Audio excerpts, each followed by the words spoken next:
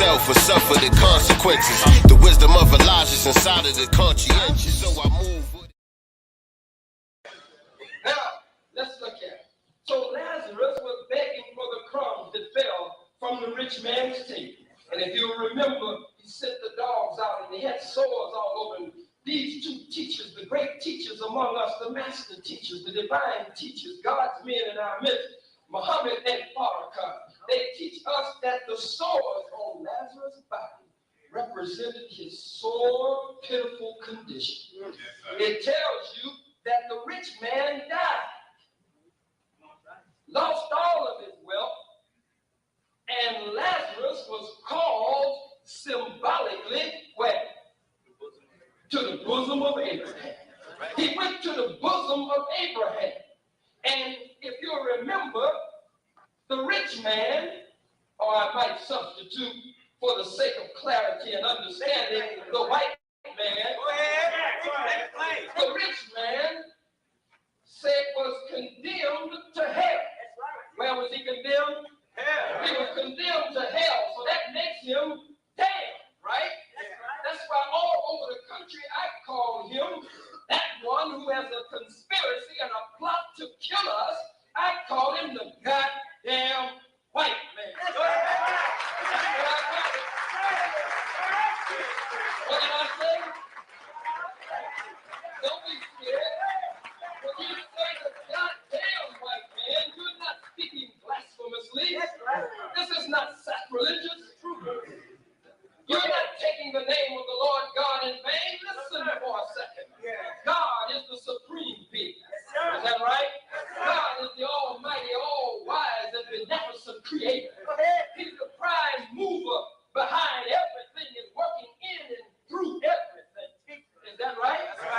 And if something is to be damned, only God has the power to damn it. Ain't nobody or nothing else that can damn a thing. And damn means to be like the rich man, diabetes. The rich man, it means to be convicted, sentenced, and condemned to hell.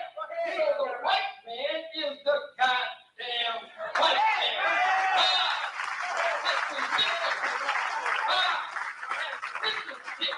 God has condemned him to hell. Who is that brings the dope into the community to kill our youth and kill us? Who's not the white man? Who is that?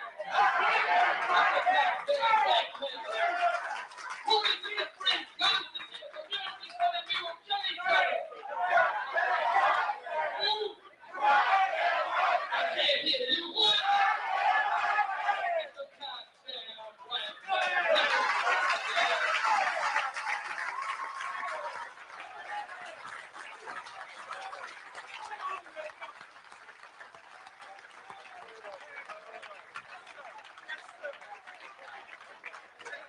Who had a conspiracy to kill the red Indians?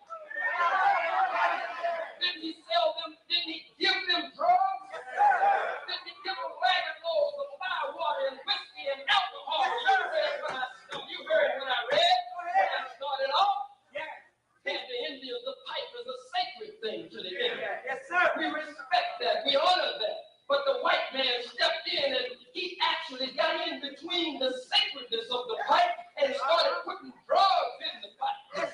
What I'm saying to you is the Indian was on that pipe. Go ahead.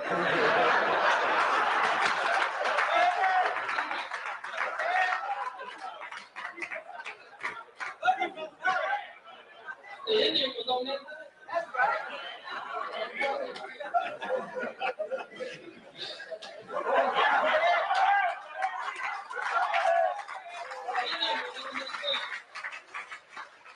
You get a pie, and you get them drunk. And you give them all kind of sophisticated weapons, because all they had was a spear and a bow and arrow. That's right. He was scared of that. That's right. And then he'd have them fighting and killing each other. Then he would ease back around like he was what the Holy Quran calls a sincere advice. That's right. Go ahead, brother. Making evil suggestions in a firm resolution of the Quran. He'd ease around like the Indian Asian. Blackfoot. Guy, we shouldn't be fighting tomahawk. Look, right in the face. Oh, buddy. You know, right in the face. We've known each other for a long time, guy. I mean, that's wild, man. You can't be fighting Blackfoot and Tomahawk and running deer.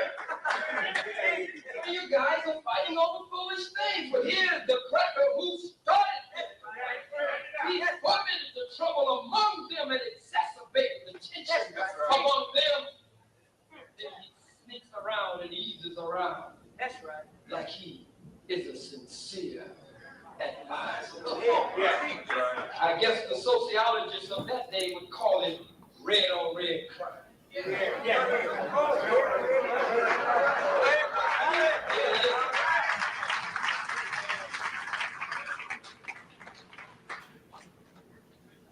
Let's go on. The goddamn white man. That's my brother. Goddamn white man. I love that man. Asshole. Yes, indeed. Had to do it again. Had to do it one more again with Dr. Khalid Muhammad. Yeah, he comes with that fire every time and is always on topic. You already know. You already know. So what's going on, family? Peace to everybody. Welcome to another episode of Sincere Love the Godcast. As you all should know by now, I am the God, Sincere Love, here with my lovely co-host, Nicely Girl in the Digital Building. What's going on this Sunday? Oh, chilling. I've been in all day, just relaxing. Back to the plantation tomorrow, so this is my chill day.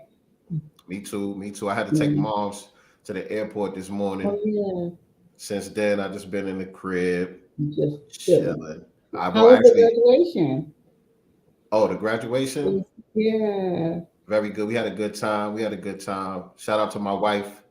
Graduated from nursing school with her bachelor's in the science of nursing. Magic. Definitely. Shout out to wifey for that. She did the damn thing. Yep. You know what I'm saying? And so we had a good time.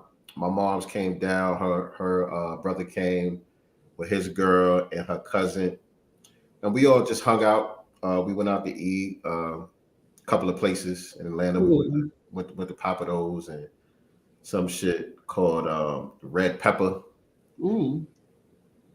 Yeah, it was cool. We had a cool little outing. The ceremony was nice and everything. You know what I'm saying? I was definitely proud. Was that in a church? It looks like it was a big cathedral. Yeah, that's nice stuff.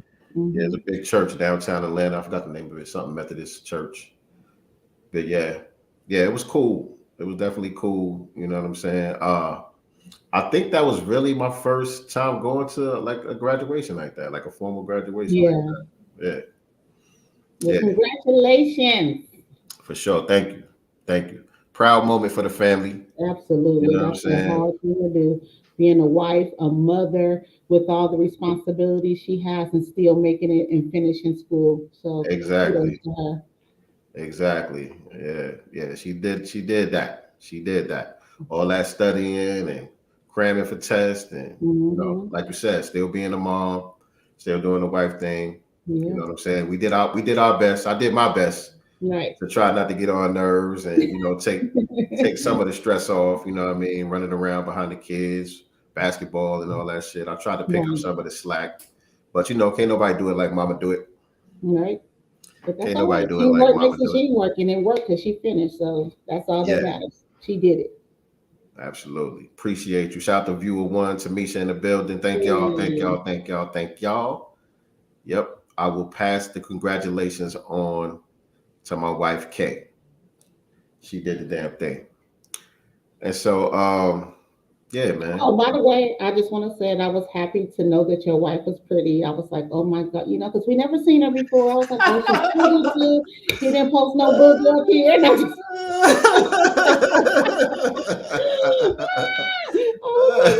no little booger up in here. So I was like, oh, is she cute? Okay, she's gonna be a cute nurse. yeah, for sure. My wife fine as a motherfucker. Right. I was like, all right. She fine. I don't be posting it like that. You know what I'm saying? Niggas be like, my page ain't about that. You know what I'm saying? Y'all know what I'm posting. I'm trying to put y'all on game. I'm trying to put y'all on game. You know what I mean? But every once in a When while, I I'll get put. me a boo, I'm posting them. I'm letting y'all know I'm just going to flood. I'm flooding the timeline. Okay. For the first week. Yeah, yeah. Nah, man. You know what it is for real? It started off like that because when we first got together, nigga was still in the player stage a little something. You know what I'm saying? So, and that's when like Facebook and all that shit was first popping off. Me and my wife been together. Shit, how long we been together? Over a decade. We've been together for a while. You know what I'm saying? We ain't been married that long. We've been married like 3 years, but we've been together forever. And so, I wasn't trying to have my wife on my social media at first. You know what I'm saying? Uh-huh. Like, nah, we nipped that in the bud early. Nah, we don't do that. We don't do that. We know each other in real life. We ain't friends on no Facebook. I'm flooding the timeline. I'm just letting y'all know for the first 2 weeks. Uh, yeah. I forgot what I was gonna say now. Sorry. I was gonna say something about this weekend. I don't know. But we here now. We here now. It's Sunday. We got a lot to talk about today. I don't know where you want to start. You know what I'm saying? Yeah, I mean, I guess we can start where we left off backstage because it was actually getting hot, you guys. We were chatting backstage about one of the topics of the show, and he was like, "Wait, we're about to go live. Just wait, because I'm over here all on fire, of course." She going in on me. I'm like, all right. I was going in on him. He's like, calm down, wait, we're about to go live right now. Just hold it.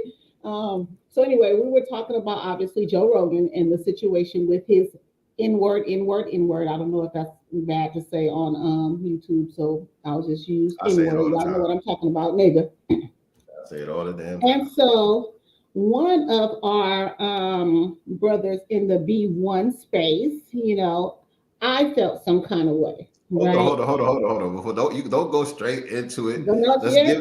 let's do the whole topic. Let's do the whole Joe Okay. Rogan topic, and then we'll So talk then about we'll the add in. different Okay. aspects of it. Yeah. Joe Rogan, who has been called out in B1 spaces for a long, long time about his anti-Black racism. So I'm kind of mind-boggled at the fact that now people are all over it as if he just became a problem because of the one or two videos that came out. He's been spewing anti-Black racism. I found out about him from people within the B1 space. I wasn't checking for him like that. So yeah, and I hear a lot of people kind of excusing him for his anti-blackness because, well, he has a Black wife. Well, All right, so hold was on. some of the Oh, people I in didn't the even know that. right. I Yes, didn't know that. he I has didn't. a Black Now that I wife. didn't know. That I did It's not his know. He's second married to a wife. Black woman. It's his second wife. He's married to a Black woman. He has a Black stepson. His current wife has a child with one of the members from the group H Town, the R&B group H Town. Somebody rocking I out, think I did hear that before. I think I you know did hear that, that okay? before. So he has a Black stepchild. So automatically, well, he can't be racist. How? When we were enslaved and Master was raping all the women and impregnating them, yet still enslaving the women and the children. So how so? Yeah. I mean, you got Proud Boys and everybody. Out They got Black women Black out there. wives. Yeah. That shit don't mean nothing at all. Nothing. But let me contextualize the topic a little bit more because my sister ready to just I'm ready. start taking heads off immediately. You know what I'm saying? So first of all, Joe Rogan came under fire for so-called misinformation about the global pandemic. Yes. Right? So Neil, I forgot his name. Neil, one of them country artists or rock artists, have pulled their music off of the streaming platform. And then Joni Mitchell followed suit, and a few other artists followed suit. People started taking their music off of Spotify's platform behind Joe Rogan's so-called misinformation about the global pandemic. Now, misinformation means anybody that disagrees with Dr. Fauci, anybody that goes against what CNN is saying, anybody that goes against the agenda is spreading misinformation. even though he's had professionals on his show talking about it. Mhm. You know what I'm saying? He's had medical professionals, different doctors and scientists on the show talking about it. And he's just coming at it from a different perspective. And so those artists started taking their music off of the Spotify platform as a protest against them hosting Joe Rogan's show, right? And so then that really wasn't picking up a lot of steam. This is why I said, this is why I gotta say I gotta contextualize everything. Because even I put a post up when the first artist started pulling out, I was like, Spotify not going to fold over this because You did. Joe Rogan's audience is way bigger than theirs. Like their streams is not enough to, make a difference for Spotify. He's bringing way more eyes and ears to Spotify's platform than Joni Mitchell and damn, what the hell is his name? Neil. Mhm. I forgot his name, man. No. But whatever. You know what I'm saying? Some irrelevant artists who ain't on the top of the charts or nothing like that no more. So I was like, this ain't really gonna do nothing with Spotify. And it didn't. It wasn't really picking up no steam. Spotify was standing their ground, like, yeah, we gonna keep hosting Joe Rogan's show. And then they threw India Ari out there to kind of mix it up a little bit. And so India Ari came out and said that she felt empowered by Joni Mitchell and them doing what they did to come out and take her music off of Spotify. But her spin on it was, yeah, I understand what y'all saying about the misinformation and all that. Neil Diamond, thank you, Bad Seed, appreciate that. Thank you. Thank you. I could not think of that man's name, Neil Diamond. And so India Ari said, yeah, now that Joni Mitchell and them taking their stuff off, I'm gonna take my stuff off too. But not only am I feeling some type of way about the misinformation, that's one thing, but also I got a problem with his racism and his use of the N-word. And then she played a clip of a montage of Joe Rogan. Do you got it pulled up, or can you send it to the inbox real quick, and I'll play it if you can find that montage and just send it to our inbox, and I'll play the clip. But it was a montage that she played of him repeatedly saying the word nigga on his podcast over and over and over and over again. And like Nicely was just saying, he's been getting called out for this by black media for years. For years, people like Jason Black and Tariq, Professor Black Truth, I've heard all of them over the years speak on Joe Rogan's racism and talking about the racism even with the MMA thing and all that, because he got something to do with that. He was like one of the hosts or ring announcers or whatever on MMA. And, I've even heard him talk about how a lot of that is based on anti-black racism, and you know what I'm saying? I'm looking for the inbox. Okay. I haven't sent it yet because I haven't found it. Okay, but when you find it, put it inside the source materials. I got that pulled up.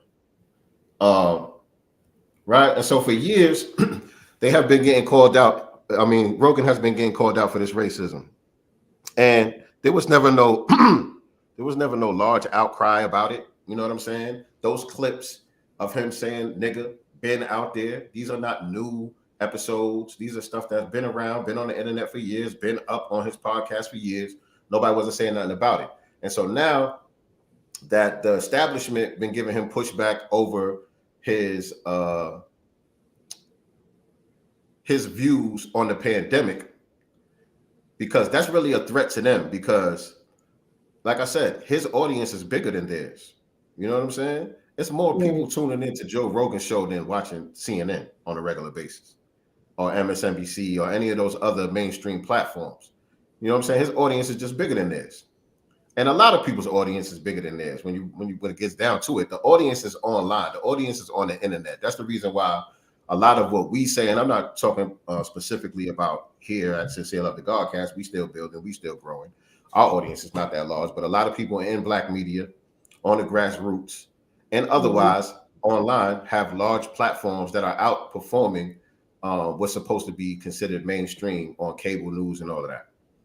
You know what I'm saying? Because more people are just spending their time online than they do on television. And also people are kind of tired of going through the middleman to get their information. People are less trusting of the news. You know what I'm saying? People are, you know what I'm saying? They listening to different voices online, so on and so forth. And so Joe Rogan has a large audience. And so him giving a point of view about this pandemic that's not in agreement with theirs is a threat to them because his audience is large. And so now, once India Ari, we all love India Ari. Shout out to India Ari. I don't really got nothing bad to say about her. I'll just look at it kind of funny style of the way she's being used in this case. Allowing herself to be used. Right? And so she don't have a large audience like that. India Ari is not topping the charts and selling out arenas, and you know what I'm saying? If she did a podcast, it wouldn't be getting major views like that and all of that stuff. And so the fact that her clip went so viral it tells me that the establishment got behind it and gave it a push, because they always got to use us to try to forward their agenda. They always got to attach whatever grievance they have. They got to attach it to anti-Black racism, because that's the only grievance out here that matters. You know what I'm saying? It's our energy. It's out. They get us all emotional to get behind whatever they're trying to push, and that thing is going to go to the moon. You know what I'm saying? So her clip went viral. Everybody started talking about it. You see it everywhere. And my thing again is that stuff been out there about Joe Rogan. So why now? Since 2011, right? From my understanding, a lot of it goes back as far as 2011. Right. It's 2022. Right. And so she put that spin, that racism spin on it to blow it up, to add more pressure to Spotify and all that. And I believe they took down some of his episodes or whatever the case may be, but he's still on the platform. But I think they took down some of the episodes. But they wasn't getting enough momentum when it was just about the pandemic. And so when India Ari made that video, that's when it started picking up some steam. Right. And so some people had different takes on this whole Joe Rogan thing, and some of it you didn't take too kindly to. You wasn't feeling too much. So let's talk about it, man. I wasn't. Let's talk about it. You know, again, it's been around for a long time. I too, just like you, are in agreement that she's our sister India Ari is allowing them to use her again for momentum. Nothing moves without the Black vote, the Black opinion, Black outrage. Everything gets black, right? So I didn't agree with that. And of course, everybody has, their opinions in these spaces. One of mine is, with all of the Black artists that have made a ton of coins, why are you still streaming anything on these white platforms or streaming services when you could have built your own already? That's my first problem, with everything. Build your own. That way you don't have to worry about when they do something racist. You have your own, and there's enough of you already to have done it yourself or pulled your money together to do it as a team. You wouldn't be going through this if you were doing it as a team. So that's strike one. Strike two is I'm not in 100% agreement with some of the people in our V1 spaces. And I feel like it was like paired racism, which Black people, our racism stops at name calling, right? We don't have any power to do anything other than call you a name. I can call you say a white joke or a white Hispanic joke, whatever, but that's not going to change your life. It may hurt your feelings. You know what I'm saying? But you guys have the power to not only call me names, but destroy my family, take away my livelihood, etc. Joe Rogan ain't going nowhere. So one of the brothers in our B1 space, and I want to pull it up, our brother, and this is no hate towards Dr. Boyce, but he posted, I don't enjoy hearing Joe Rogan using the N-word, but I'm sure he wouldn't love hearing all the things my friends and I say that will probably offend white people. Black people should stop breaking down every time a white person says something that hurts their feelings. I don't think that it's about hurting our feelings. It's about right and wrong. It's not about my feelings, because we know how they think behind closed doors, you know what I'm saying? But this is a person who is on a large platform spewing, and I don't know that his age demographic, but we understand what that does and what that rhetoric can do. It can morph into something dangerous as well. And so I just didn't agree with that. what I feel Dr. Boy you. said. Like, it's almost saying it's He said some more. concerning He said racism. it was more to his statement, right? Can you read his statement in That's the full? one part that I pulled up. Let me pull up the other part, and let's keep talking. Because I think he made multiple posts or whatever, and so somebody in the FBA group posted like screenshots of all of his comments. I saw that earlier. So if you look inside the FBA group, you probably can Mhm. find his More. comments.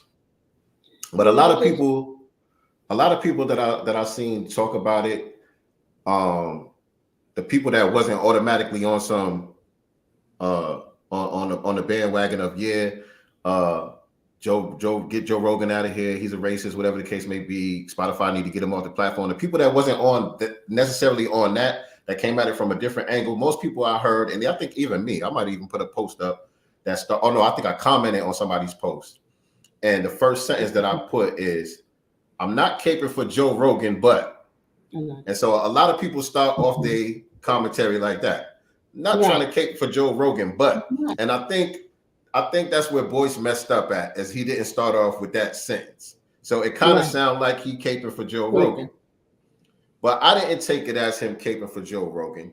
I took it as him, one, advocating for free speech, because it is a slippery slope when we start saying that somebody shouldn't be allowed to say something, or they should lose their job over saying something, or lose their platform over saying something, because that's going to affect us more than anybody else. Once they turn it around and say, okay, that's how y'all want to play, y'all ain't allowed to say nothing. So anything we say, we're going to get taken down. Angle was. So that's how I felt about his comments about the global pandemic, right? And what he decided to do to treat, his situation. Mm-hmm. So when that didn't work, I felt the same way, and I was like, okay, now they're trying to use something else, right? And so I do feel that it's about censorship. I just didn't feel like I felt it was the opposite. The censorship maybe should have blown up about that, or not that.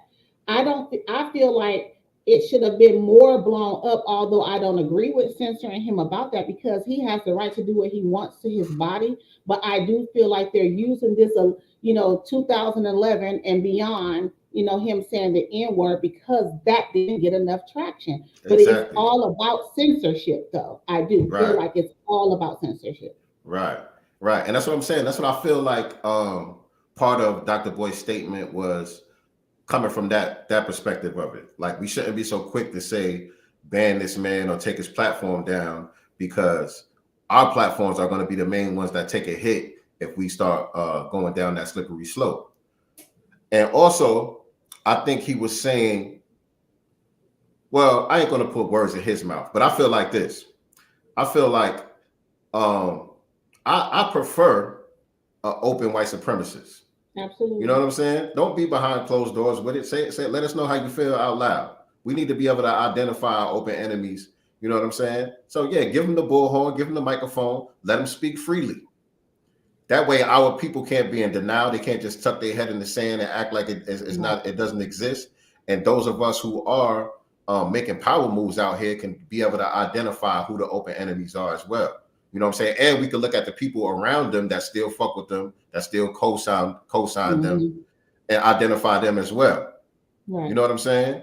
And so that's my take with the censorship altogether, whether it's about the pandemic or it's about his racism. Let him speak. Right. And I'm sorry, but who's buying Neil Diamond at this point? And like you said, this is just to our sister NDRE, but you haven't put anything out recently, you know what I'm saying? And that really, saying you're going to pull your music, you're really just going to do more, to your pockets than anyone else, because we already know. To me, it's almost like the racist NFL and NBA. Black people ain't stop watching that shit, you know what I'm saying? Because we have a very unhealthy relationship, in my opinion, with entertainment, period. Facts. You know what I'm saying? So it's not going to do anything that, saying I'm going to pull my music and stuff like that. That's not going to do anything on her level, if that makes sense. Yeah, she doesn't have enough sway other than her melanin and the fact that we love her. Right. You know what I'm saying? We love India Ari. We love her music. We love her spirit. You know what I'm saying? She Right. always she always embraced and represented her blackness, you know what I'm saying? Mm-hmm. Fully and unapologetically. So she got some clout with us, but those of Right. us in intelligent black society know how to compartmentalize too. You know what I'm Exactly. saying?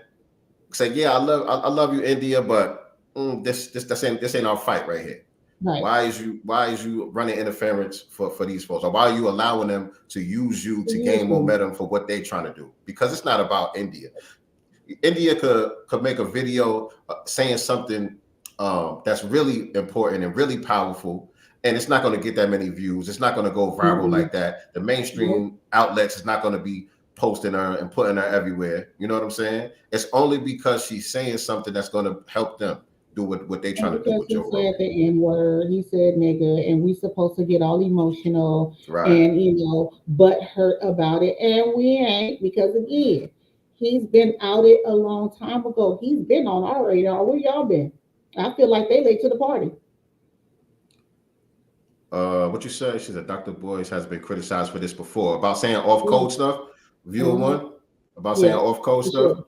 Yes, I'm gonna answer that for her. Yes. Viewer one said the post in the FBA group. I think it might have been D that I posted got it. it. I Oh, got you it. got it. Hmm. Yeah, go ahead. And You again, wanna that's read his comments? there's a lot of people, that have called him out on certain things that he has said in the past. As my thing is, we're not above holding our people accountable. I Not think at that, all. just like they don't hold their people accountable in public with, how with a certain language, you don't do it either. You know what I'm saying? Pull coats behind the scenes just like they do. We never see them chastise each other. So that's where I'll say the off code. Now, if you call him out a coon, then by all means, yank his coattail. But certain little things, it's like, that was it. She That said he doesn't doesn't. go. She said he doesn't have a problem with non-black saying the N word. I don't know. I don't know about that. I don't know everything that Boyce has had to say about that. Maybe there's some comments out there that I'm not aware of. I haven't seen anything that would make me think I'll that. But read. he does do the comparative thing. You know Yeah, what I'm saying? Where because he does it a lot with hip hop and rap music, and yeah. I I kind can of read disagree with him some. when he goes there. Huh? I can read a few. Yeah. Go ahead. And so here's one. Now they are going after Joe Rogan for saying the N word. Not that that is okay, but I find it ironic that Delete Spotify crowd wants to use the emotionality of Black people for their cause, while Spotify hosts thousands of songs that call Black people the N word every day. That's one. I agree with that. Yeah, it's in our I music. huh? It's in our own music, right? Yeah, but I'm not even talking about. I'm not even talking about that part of it. I'm just saying, and I wasn't even talking about. I'm sorry because I'm listening to you, but I'm reading the comments too. She said that he said that we shouldn't get upset with it about it. I was saying I agree with that because Yeah. we shouldn't allow somebody to use a word that's going to trigger our emotions that way. Not Mhm. saying that we give it a pass or that it's okay, but what's getting upset going to do? Right. You know what I'm saying? I What's did getting personally get upset when it came out. I initially was like, "Wait a minute, that name sounds familiar." Familiar. Oh, this is that guy they've been talking about for years in the B1 space and saying that he was anti-black. So when it came up, I just wasn't surprised. yeah, I just wasn't surprised. exactly, exactly. But go ahead. All right. And second one, he said, did anyone notice that the misinformation quack who appeared on the Joe Rogan podcast got his MD at Northern Western and did a podcast at Harvard? So any scholar who disagrees with Fauci is considered a fraud. Maybe it's the other way around. That part I agree with. Absolutely. Absolutely. And that's what really this is all about. And that's the thing. Mhm. We could get into, you know what I'm saying, the nuances of it and the details and criticize certain aspects of it. But overall, we need to understand what the enemy is up to. And Right. that's what it's about for them. And so we shouldn't give them what they need to forward that because a lot of us feel the same way as Joe Rogan when it comes to that subject. Right. You know what I'm Right. saying? And so really that ain't our fight. That's just how I felt Right. about it. When NDRE stepped in, I'm like, see, nah, just just be quiet, mind your business. Because if you was going to say something about Joe Rogan's racism, you should have been said something. I'm not saying Joe Rogan gets a pass for his racism. I'm saying we've been calling him out on it. Where you been at? That's how I felt the entire time when it came out. And I actually posted it, I think on my Instagram before, and I was just like, Black people, don't let them use you, because this isn't about, what they're trying to make it about. This is all about censorship. So the only thing that I posted about this entire ordeal when it came to him was, do not allow ourselves to be fooled into being censored. Right. And so should I play the video? We can just for kicks. We can just for kicks. Why not? Everybody else playing it. All right, because there was way more too. I don't even know if this is the one. Hold on. Jokes with another comedian about women that were just really bad, and then also there was the whole time he used the. Okay, that's Boyce's commentary on it. I ain't gonna play that, but. Yeah, because if I try to pull it up on YouTube, all you get is everybody else talking about it. Yeah. I can't. Well, he also apologized. He apologized, and we know how we love, an apology from someone that ain't us. That just makes us feel so good and tingling inside. So he apologized, y'all. He could kick rocks with that goddamn apology, because he was talking about when I saw the apology that he put up. And he was talking about, oh yeah, there's a video out there of me, and they're taking it out of context. I don't even like how it sounds. It looks ugly, but then again, it's out of context. So he's still justifying the way he was using it. Mm-hmm. You know what I'm saying? He's still trying to justify the way he was using it, but at the same time saying that he shouldn't have been using it. So he's arguing against himself at the same time. You know what I mean? Because he's not sorry. Yeah, he's not. And the fact that he's definitely not sorry, because that video clip is not even the worst of some of the things that he has said. Right. And I think I got a clip of some of it here. I think this is it. Let me see. Hold on. Yeah, I think this is it. Yeah, listen to this. He takes us there. We get out and we're giggling. Oh, we're going to see Planet of the Apes. We walked into Planet of the Apes. We walked into Africa, dude. We walked in the door and there was no white people. What are you? Dad's black, mom's white. Standard issue, pretty much. Powerful combination genetic wise, right? You get the body of the black man, and then you get the mind of the white man all together in some strange combination. That doesn't, by the way, mean that black people don't have brains. It's a different brain. Don't get me. What are you? Dad's black, mom's white. Standard issue, pretty much. Powerful combination genetic wise, right? You get the body of the black man, and then you get the mind of the white man all together in some strange combination. That doesn't, by the way, mean that black people don't have brains. It's a different brain. Don't get me. Mm-hmm. And it says, okay, take me to this one. And the guy goes, okay. I goes, is that in a good neighborhood? He's like, oh, yeah. Guy barely speaks English. He takes us there. We get out. And we're giggling. Oh, we're going to see Planet of the Apes. We walked into Planet of the Apes. We walked into Africa, dude. We walked in the door. And so again, that was worse than the clip that India Ari played of him saying the nigga over and over again. You know what I'm saying? And again, those are old clips too. His racism is nothing new.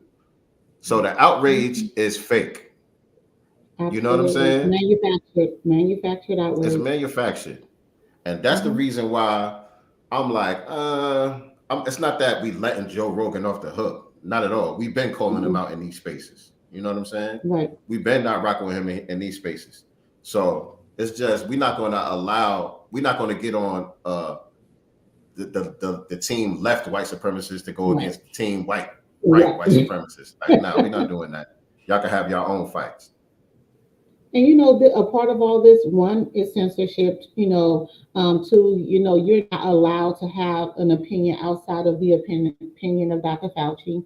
We have this whole situation with critical race theory. So they've been trying to use every tool that they feel that they have in order to distract us off our main topic, which is tangibles. Black people have been talking about tangibles, right? So they are literally they're just throwing stuff at the wall and hoping something sticks. They get our focus off of what we needed to be focused on. And that's them tangibles. Midterms coming. Who's crying crocodile tears, Nyan? I mean, Dr. Kenny, who's crying crocodile tears? What's up, Mama Love? Mama Love made it back home safe. I hope nobody crying. Hey, Mama. I hope But anyway, nobody.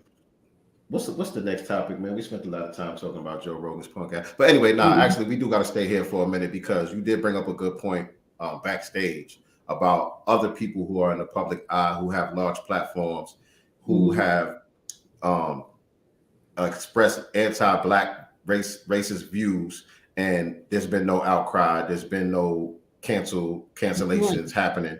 You know what I'm saying? And so I know you mentioned Howard Stern is a good one. Yeah. You know what I'm saying? Blackface.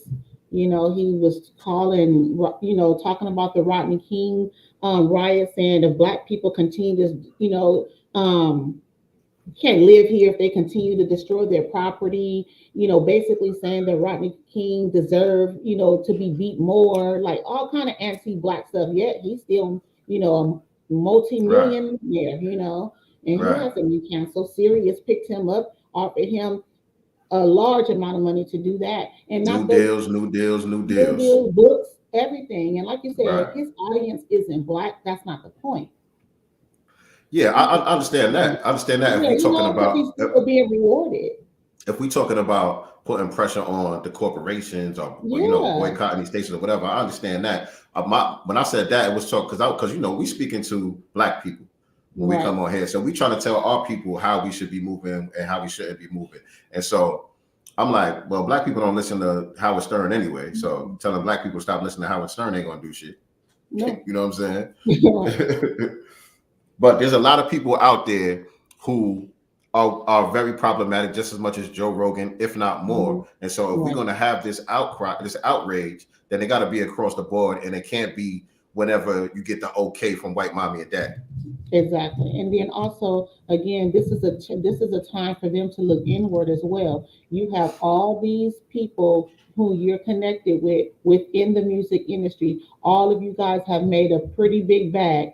Start your own streaming services. And I'm not talking about Tidal, you know, because that ain't really black. You know what I'm saying? I'm talking like for real. Like do it for real, and stop complaining when people come out here and show you from, you know, 2011 that they said something, you know, retarded. Like do your own thing. Well, first of all, get control of your music, get control of your name, and get control of your likeness. The outlets is whatever. You know what I'm saying? It'll be great if you have black owned streaming platforms and what do you call it?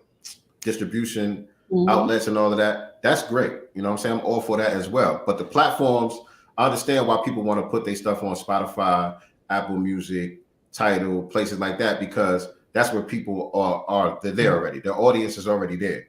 You know what I'm saying? So you don't got to try to get people acclimated to a whole new platform and download a whole new app when you can just get to them where they're already at. So I understand the aspect of being on the platform, but just own your stuff. You know what I'm saying? Own your music, control your likeness and your name so that you could be eating the lion's share off of the revenue that it pulls in. So you think that that's part of it too then? You know what I'm saying? Like, yeah, she don't own her stuff. It's way deeper than, you know, I think that we can think, but mainly censorship for sure. Yeah. You know what I'm saying? Think about it. We're talking about tangibles as well. So, you know, if they can censor that, right, they can also start censoring us, you know, when it's time to really start putting our foot down even more when it comes to tangible and putting certain information out to our people so that we're all on code and, you know, moving as a block. So we have to, you know, again. Right, because that's not checkers, y'all. How do you define misinformation? Right. They just saying misinformation is whatever they don't agree with. That's it. You know what I'm saying? So if they say they don't agree with us talking about reparations and all that, that's going to become misinformation. You know what I'm saying? So let them have their own little infights that they got. We ain't got to be a part of that. You know what I mean? But what you just said about people not being dependent on the establishment for their daily bread, that also goes for our next topic, which is Whoopi Goldberg. Yes.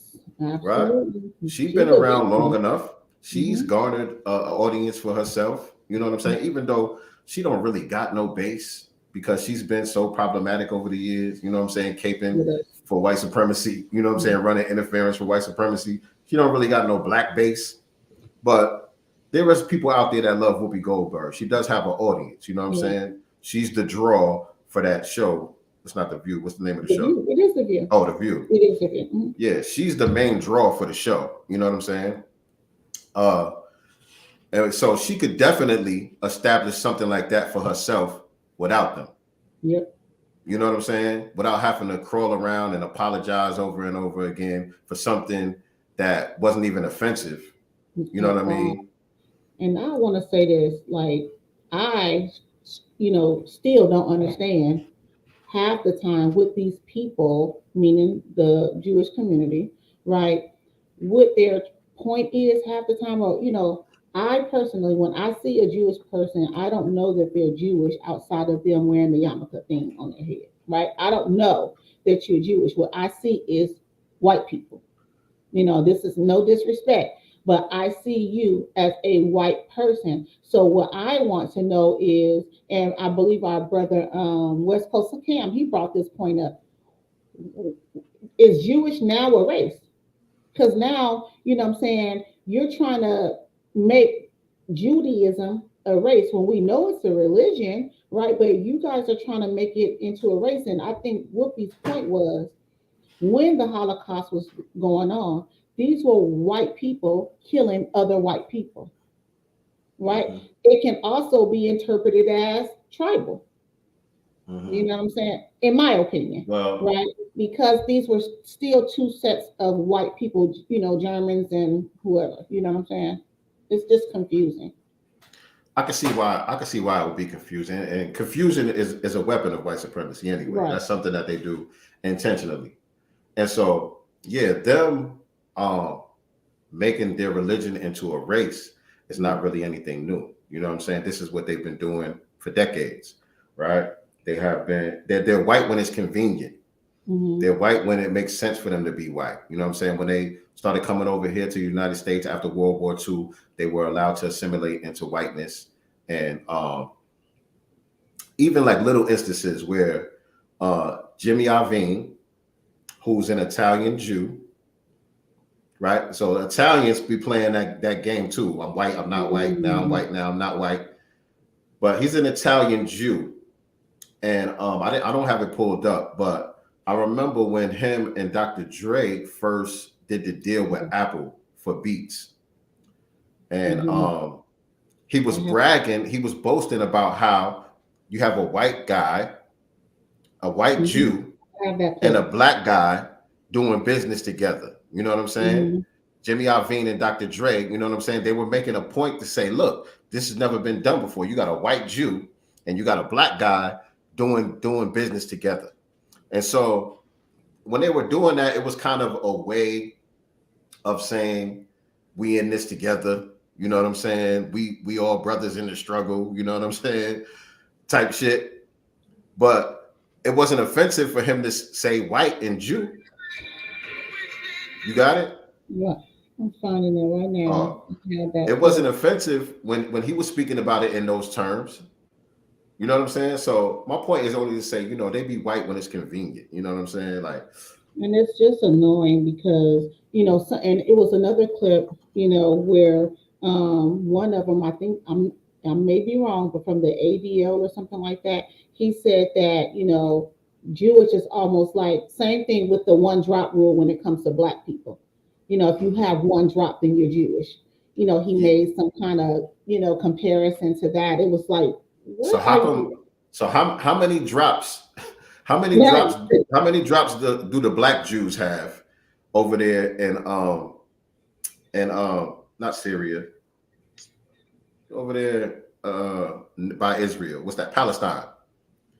All of those black Jews over there in Palestine, those Ethiopian Jews, how many drops do they have? Yeah. Because they don't get the same benefits and privileges as the white Jews. Right. You know what I'm saying? They don't own and control a lot of corporations and media and banks and all of that. And I know me saying that is considered to be anti-Semitic, but I'm not saying anything malicious. I'm not saying anything hateful.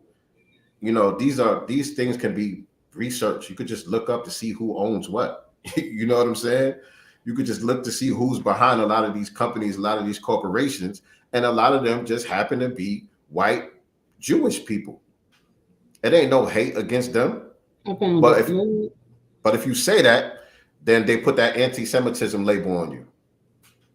Especially if you're in the public eye. They don't give a damn about what we saying right here, right now. Right. But even it does, some of these words that we're using does interfere with the algorithm. Right. So, but Whoopi's Jewish. She identifies as Jewish, right? She changed her name to Whoopi her Goldberg. name. Right. She's Whoopi Jewish. Goldberg. Mama Love. What's her real name again? Is it Karen something? They don't call it racism when we are killing each other in the hood. We are just savages killing each other. Right. Right. And so, just don't but the thing about that though, go ahead. No, I said I still don't understand what's anti-Semitic about what she said specifically. Anti-Semitism is whatever they say it is. That's just I'm white and I say so. Exactly. You can't really try to make sense out of it because it don't make sense. It's whatever they say it is, because like I understand what my mom's saying, they don't call it racism. Karen Johnson, that's Whoopi Goldberg's real name, Karen Johnson. They don't call it racism when we are killing each other in the hood. We are just savages. And so that was the sentiment of what Whoopi Goldberg was trying to say. These were white people, you know what I'm saying, killing other white people. But and even though that's true, the majority of the 6 million Jews that were killed in Nazi Germany were other white people who practiced Judaism.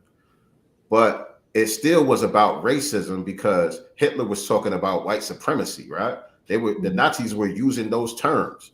They were talking about creating a master race. And there was also black people who were killed in the Holocaust as well, too. You know what I'm saying? So it absolutely was about racism.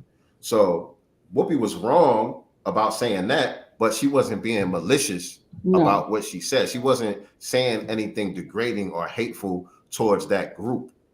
You know what I'm saying? It was inaccurate. You know what I'm saying? When you really look at the history of it, it was inaccurate, but it wasn't something that was hateful. You know what I mean? And I think that's where the conversation gets mixed up. And they know that. They understand that. They understand it. They understand that. It's the same thing. It's the same thing like the LGBT community is following that protocol. Mm-hmm. If you say something about the agenda, if you don't like the fact that they showing some homosexuality in a cartoon for your child to watch, you homophobic. Mm-hmm. You know what I'm saying? They use that label the same way the Jewish community uses anti-Semitism. It's just a way to label you, to demonize you, to get people to back up off of you so people could take away funds, and you know what I'm saying? All of that type of shit. But with all that being said, and again, it was about racism. He was talking about white supremacy. When people discuss the Holocaust, they don't talk about the black victims. Right. They only show the white victims, right? Right. So again, and that's more racism. Someone that isn't studied, that still looks tribal to me because you guys only parade out the white-looking people or Jewish people. Right. Right. But the fact that y'all exclude the black people who suffered in there that's y'all being anti-black. Right. Which is really the only form of racism that there is anti-black racism. Right. You know what I'm saying? And again, I just need someone to, when you fill out, an employment application, credit card application, there's only white, Caucasian, black, African American, Pacific Islander, Asian, and other. So what do they choose? Right. And even if you get into the scientific aspect of it, and I'm not no scientist, right? I'm not no anthropologist, but I do read books. You know what I'm saying? I got this book here by Dr. Ivan Van Sertima, and he talks about anthropology in this book and the definition of the races, right? And so really, on the planet, you only have 3 races, and they define it by your bone structure, your DNA, certain parts of your DNA, and what do you call it? What do you call that word for the way that your features look? Phenotype.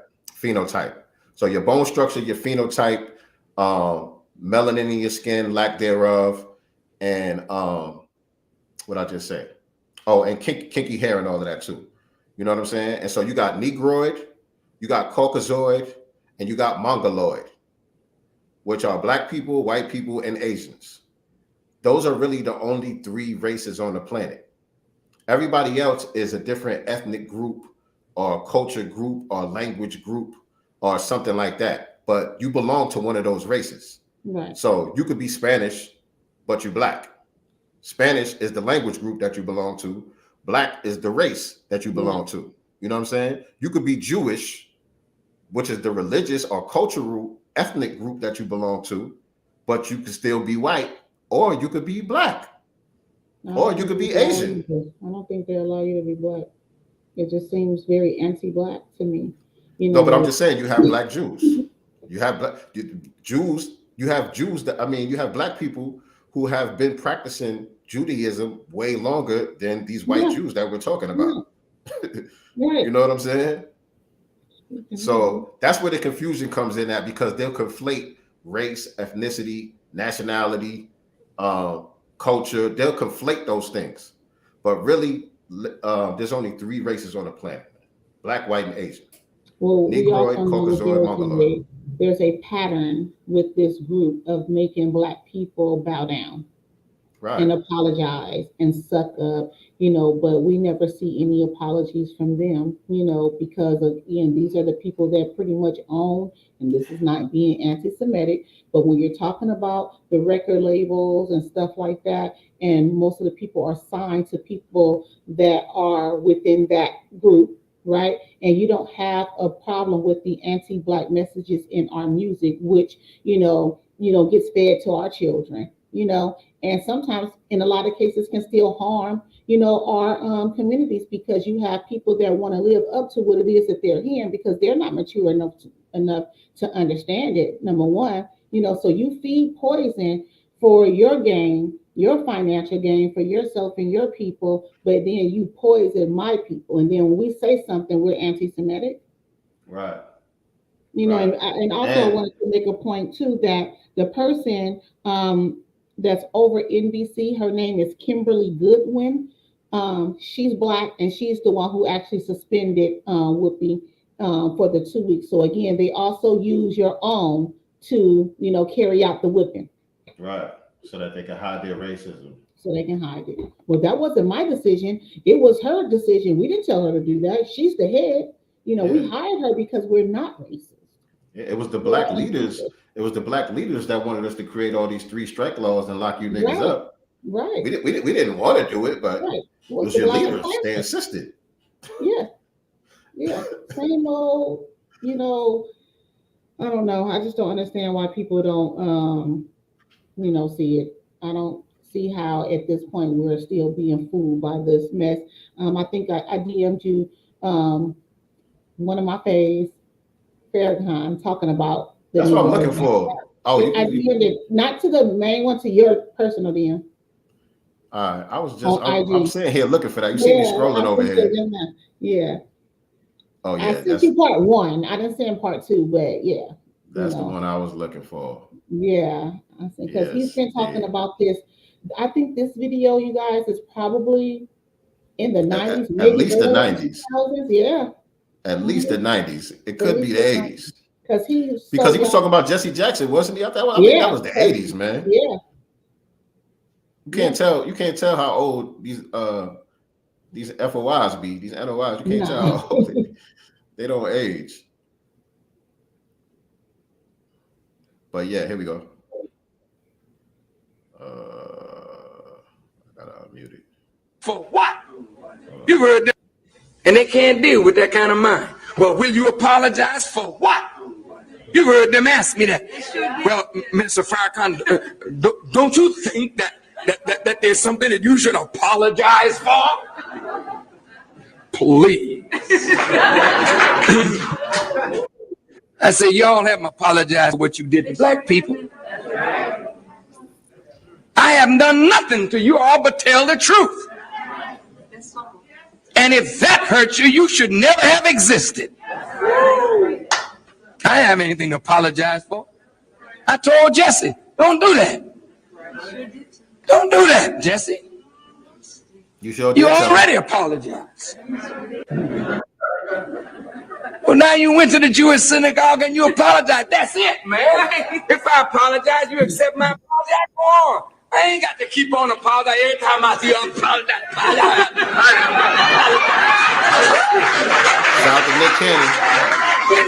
Shout out to Nick Cannon. He's my guy. Jesse trying to get back in the good graces of the Jews, and the Jews keep their foot steady.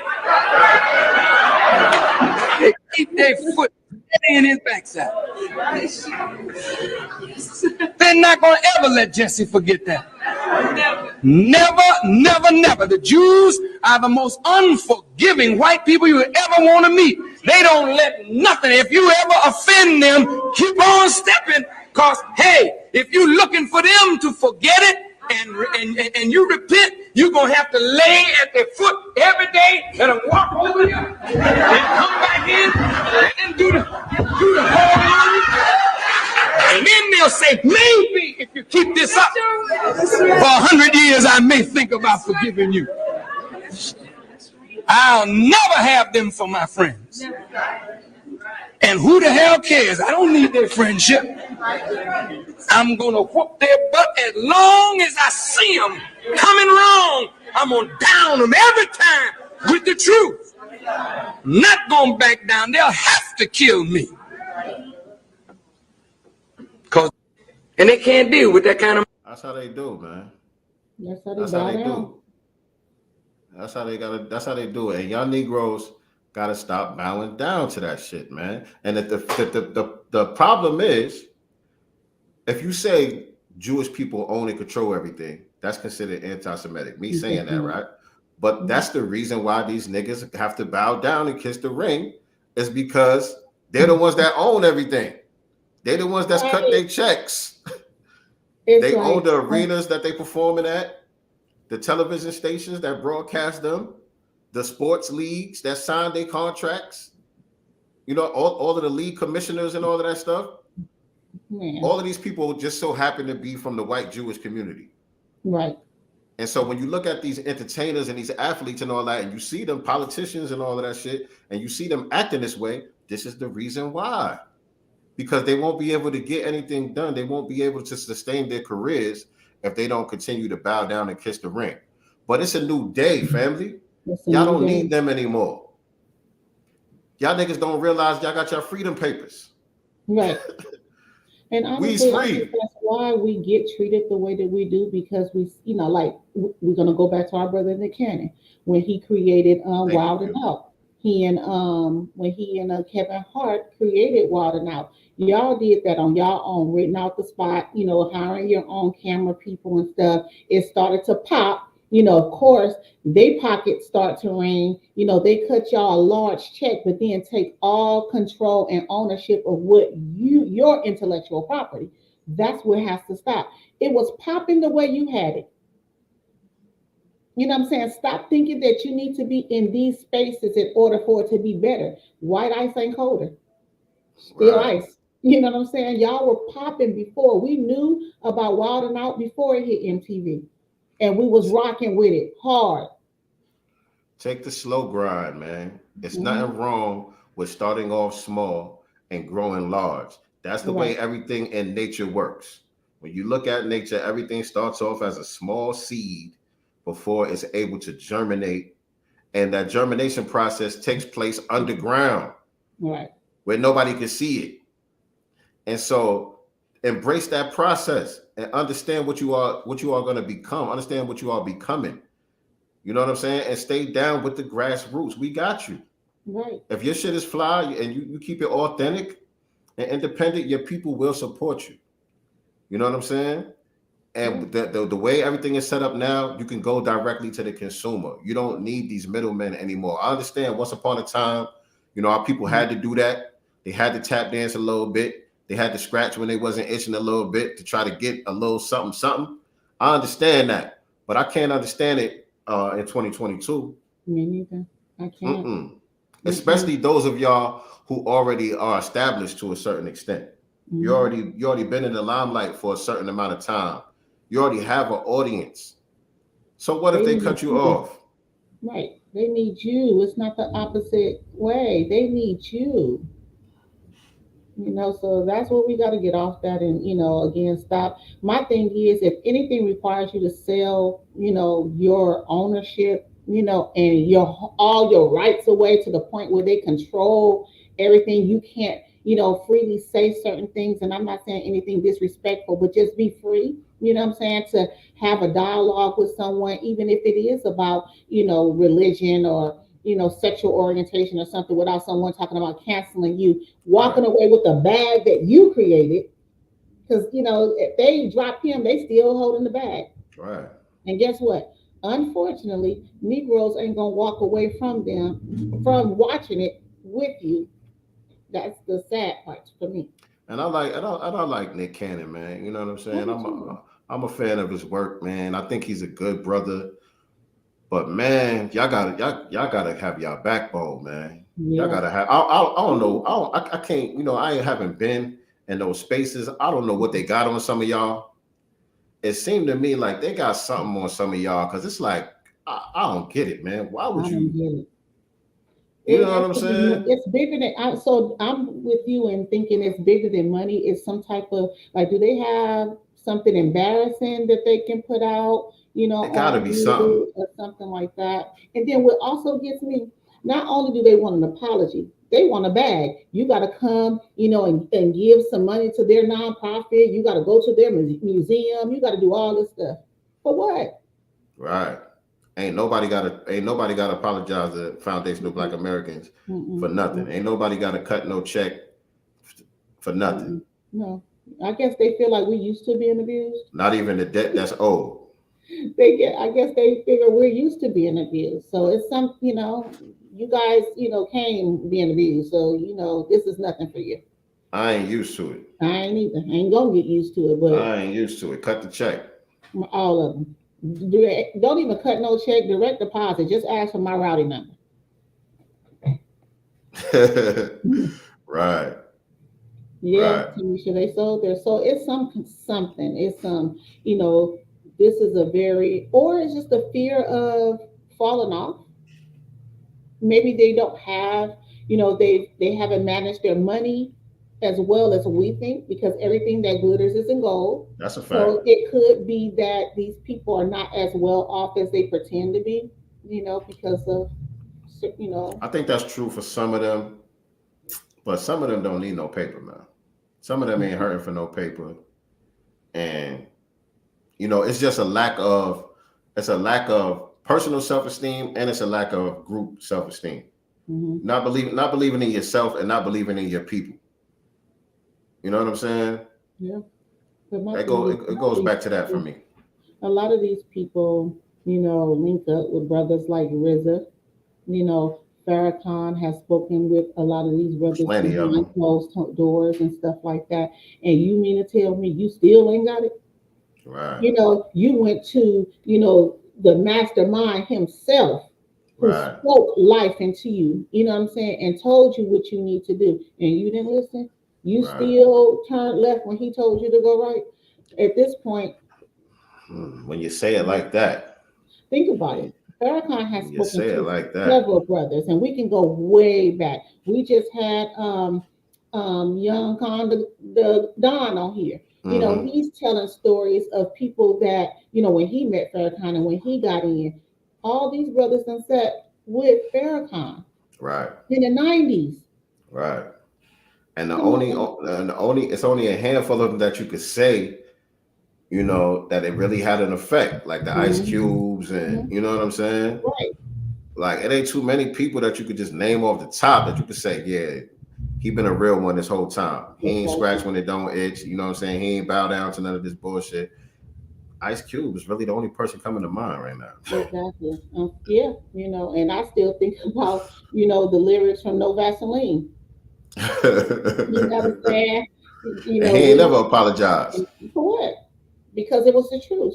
Why, as Farrakhan said, why do I need to apologize for the truth? If it's a lie, debunk it. Right. And I will apologize. When you show me where it's wrong, how it's wrong, I have no problem with apologizing and making it right.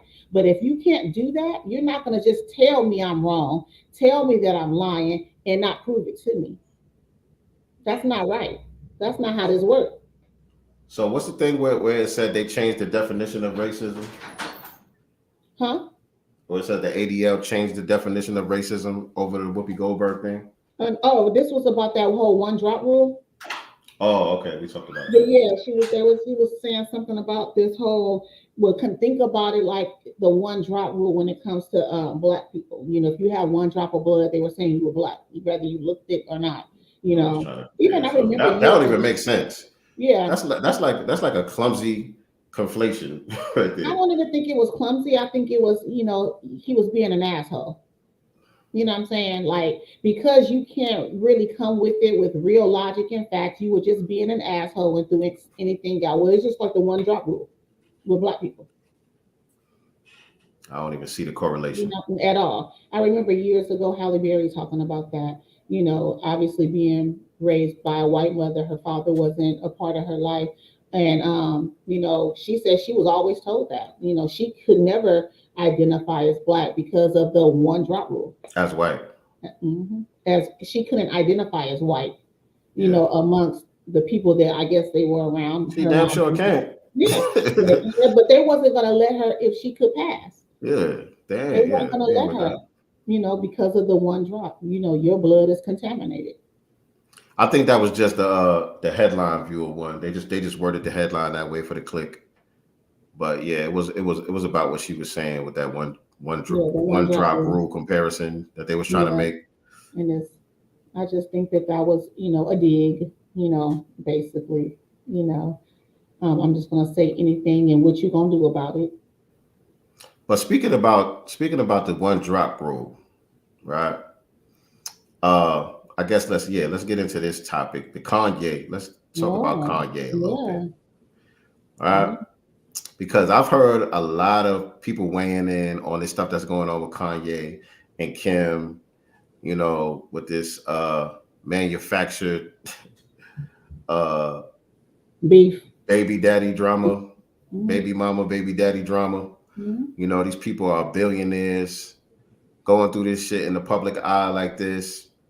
A lot of people got a lot of stuff to say about it. Anyway, Kanye's been going in on Kim publicly, putting posts out about him not being able to parent his children the way that he wishes to. Right?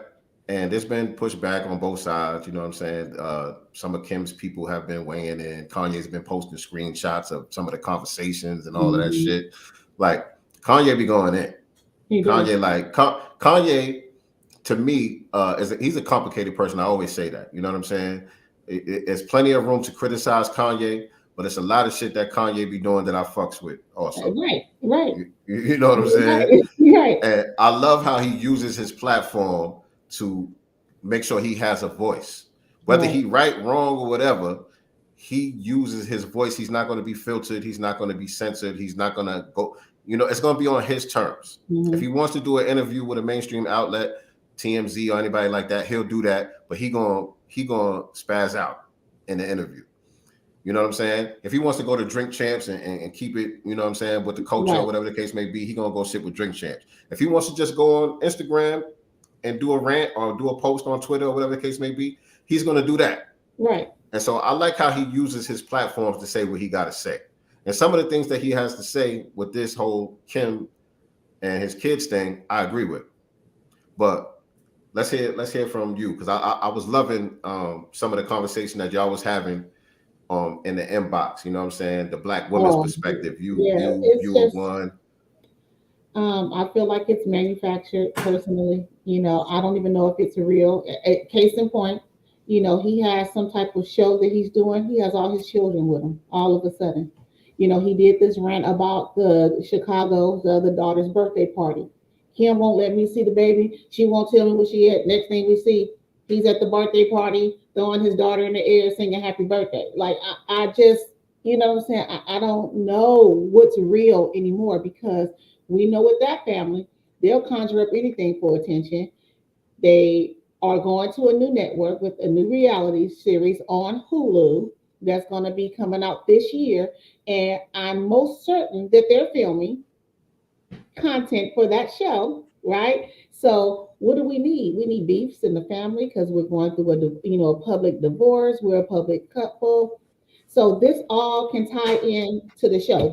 I may be wrong, but I just feel like every time there's some type of public beef between these groups, even Love and Hip Hop, new season coming out and it plays out on TV. And the same thing has happened with the Kardashian show since the beginning of it. So I just wouldn't be surprised if this is part of filming. I appreciate your take on that. I think that's very plausible. You know what I'm saying? These are people who understand how to work media. They understand how media works and all of that. So it's kind of like Trump, right? Right. You know what I'm saying? The way that they use media to manipulate attention for themselves and whatever projects that they got going on or whatever the case may be. They know how to pull at the heartstrings of the vast majority of the masses, not just Black people, but just the masses of people, period. You know, the majority of the masses are asleep. You know what I'm saying? Yeah. You know what I mean? And that's who their target audience is. They're not worried about the ones that's quote unquote woke because we the minority anyway. You know what I'm saying? The majority of the people is going to buy into it and feed into it. So I think, you know, the whole manufactured to get ratings for the new show and all that, that's very plausible. But at the same time, I think there's still good takeaways from it because even if they're manufacturing it, these are real life situations that do happen. You know what I'm saying? On a regular basis with people. What she said, I feel like if it's not manufactured, that he still has a lot of nerve after wifing a Becky Kardashian. Yeah. And so I've heard a lot of Black women saying that. He knew her reputation. He knew the family's reputation. He actually thought people was hating on him, you know, when he first got with her and all kind of stuff. So it's like, you know, you dug your own grave, you know what I'm saying? And again, don't come to Black people. You know, every time you have this little beef, you know what I'm saying, with them, now you want to, you know, get us involved and start throwing, you know, stones at her for you. And then you got another Becky in tow. Facts. I mean, come on now. You ain't learned nothing. Like you're not going to keep playing with the emotions of Black people either. You too, because again, they use us, even though there is a lot that we can learn from this, you know, as a community and how children can be used as pawns in relationships and breakups and stuff like that. There's a lot of personal stuff I tell y'all off, you know, that goes on, you know, with me. But and even though I don't agree with a lot of stuff that my son may be exposed to, I just refuse to take him out of the present, you know, out of that relationship. Like, no, you can't because of this. I just have to make sure that I'm giving him the proper morals and stuff like that. And whatever he's going to take from it, he's going to take from it. But I can't shelter him and hide it from him, or you know, you gotta let like, no, you can't see your father. You gotta let his dad. You gotta let his dad parent the way that he chooses to parent. You gotta let him be the type of parent that he decides to be. As long as your son is safe and he's not in no abusive relationship or he's not put in harm's way or anything like that, then you gotta allow the father to be the type of father that he's gonna be because you chose him. Yep. That's who you chose to have a child with. And I be refused. People be like, "How, girl? No, ma, come get them. Goodbye." I drop them off.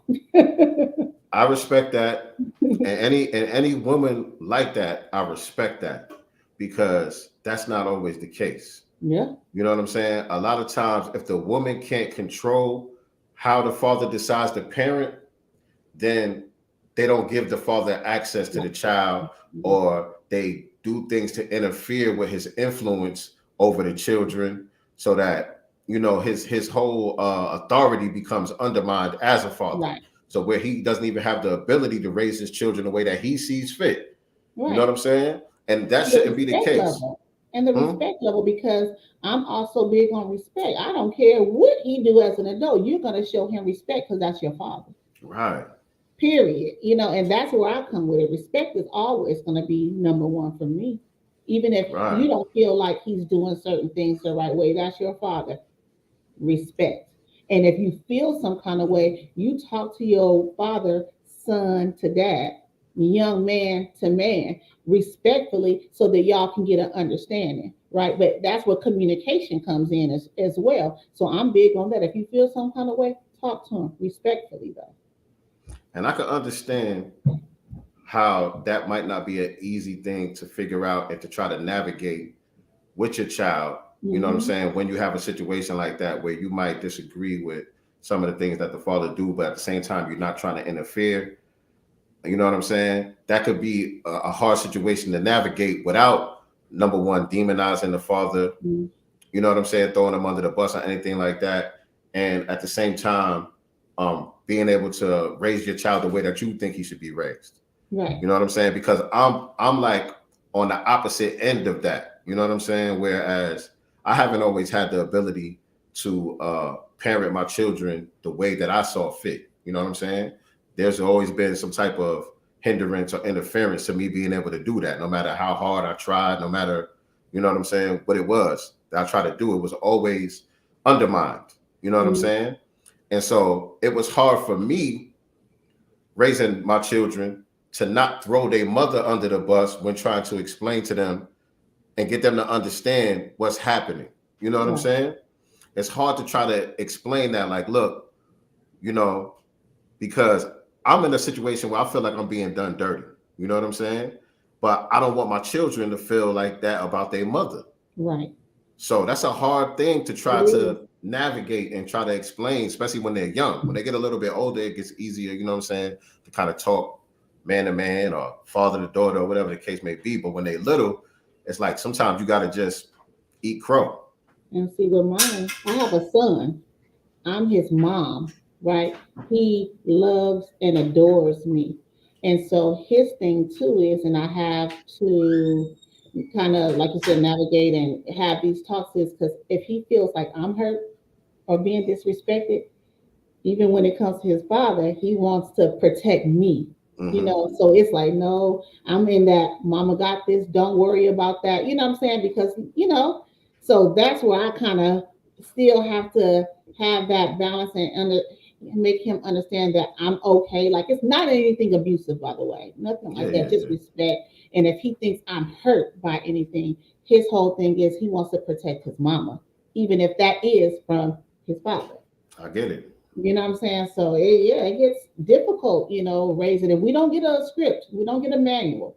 You know, all this stuff is playing out in real life and in real time. And we have to kind of navigate it the best that we can and do what's best for the kids. It's not about us. It's about them. It's probably an easier way to navigate once they get older and can communicate on their own.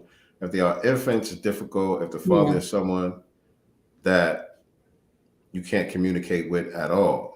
Yeah, well, that's a whole different level. That's a whole different level. If the father is someone you can't communicate with at all, then that's somebody that's choosing not to be present, right? And that's not the doing of the mother. But in like the situation which Kanye is describing, whether it's real or fake, let's just take it on face value. You know what I'm saying? And just say, okay, this is really what's happening. This is a situation where a man wants to be a father for his children, and he wants to be very involved in his children's life, and he's not being allowed to. And this is what we see most of the time. This is what happens to a lot of men, especially black men. Right. You know what I'm saying? And the problem with it is, and like I explained this to my son because my oldest son he texted me today talking about the whole situation with Kanye, and he was telling me, you know, he's starting to see a lot of what I had to go through when they was growing up. You know what I'm saying? He's like, yo, this whole shit with Kanye is really opening my eyes to, you know, the shit that you had to put up with. And so even now, he's a grown man, and I still had to say to him, but look, your mother is just as much of a victim as I am. You know what I'm saying? She's not really a bad person. She's caught up in a cycle that she doesn't even understand. The problem is not your mother. The problem is that there's a system in place that allows her to behave this way, that allows this to happen, that allows her to weaponize the children against the father, right? If the system wasn't set up the way that it was, then women wouldn't be able to do that. You know what I'm saying? Yeah, to me, because there's like legit deadbeats out here, legit. Right. And to me, if there's a father, whether we made it or not, that legit wants to be a part of their children's life, why would you deny your children that? Especially me. I wasn't raised with a father in the home. It's always just been me and my mama. You know what I'm saying? So I don't know what that experience is like. I've had friends and I've always admired them, eating together as a family when we would come together, and I've always wanted that. So even when my relationships didn't work, You what don't I'm know saying, him? I refused to deny my kids that, whether it was me, their father and them, or their father and someone else, and them. I didn't want to deny them that. You never knew him, or y'all had a bad relationship? What I was it? knew my father, but my father was a Rolling Stone. You know what I'm saying? And so there's a bunch of us here in LA. My father passed away 4 years ago, and at 80, a month before his 84th birthday, and I found Another out baby? even then that I had a 13-year-old and 15-year-old sibling at the time, like, and Okay, we don't know if pops. there's any more. So I don't think that he was around when he could. And when I saw him later on, it was because I initiated it. So if I popped up over there, it was, hey, hugs, everything. If I didn't, he didn't. Right.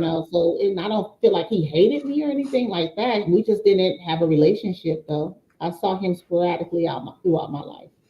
Yeah, and not to make excuses, but a lot of dudes don't just have the tools and Yeah. understand even what it means to be a father. You know what I'm saying? A lot of dudes Mhm. don't even have those tools and know how. And that's not to make excuses for them, because Yeah. again, moms, they got to figure it out. You know what I'm saying? Moms don't have the option to Right. say, well, I don't know what I'm doing, so I just ain't going to show up. You know what I'm saying? I did it. Moms don't have that option, but I didn't want to take that down. I want to keep that up because I think that this is the overall takeaway from everything, from my perspective. And this is what I told my son when I was talking to him earlier. I said, yo, the best thing that I could tell you, son, and if you don't listen to nothing else I ever tell you before, whoever you decide to have a child with, because you don't have any children yet, whoever you decide to have a child with, make sure that's the person that you want to make a family with. Yeah. You know what I'm saying? Because that's something that a lot of us never really understood the ramifications of. I know me personally, I thought it was normal for a mother and father not to be together. Having a baby moms, that's not a big deal. Like, okay, I'm still Mhm. gonna be a father. You know what I'm saying? But going through this life and all the difficulties that I had to go through just trying to be a father, I truly understand the importance of having a family. Yeah. Especially now with raising my youngest son, you know what I'm Right. saying, with me and his mom being married in the same house and all of that. I never had that before. Right. And so, anybody that knows me could clearly see the difference I with was my going to ask youngest you son. for a And difference. you know what I'm saying? It's just a clear difference. Hmm. You know what I mean? And so that's what I want people to understand more than anything else, especially if you're young and you don't have children yet. Don't just have babies willy-nilly with any old body. Exactly. You know what I'm saying? If And you don't know. we got to get into the science and the court and the the science of courtship, and really getting partnered up with Right. somebody that it makes sense to be with. We Exactly. choosing people for the wrong reasons. And You you know what I'm can't saying? be oopsing. Oops. Well, we wasn't trying to. Well, if you weren't protecting yourself, then you were trying to. And if you do get in that oops situation, you just got to man up and woman Exactly. up and Yeah. say it's not about you no more. Right. It's not about you no more. Okay, oops. Right. Y'all messed up. Y'all made a baby. Okay, y'all better oops and jump And over that figure it damn out. broom Like people did back in the day. and put a ring on it and figure it out. Yeah, figure Because it now out. it's not about you no more. And that's what I be telling all the young dudes, man. When they come in the barbershop, you know what I mean? They in their early 20s and all of that. They going through this shit. I'm like, yo, trust me, young man. Right. You know what I'm saying? I'm the And OG also, now.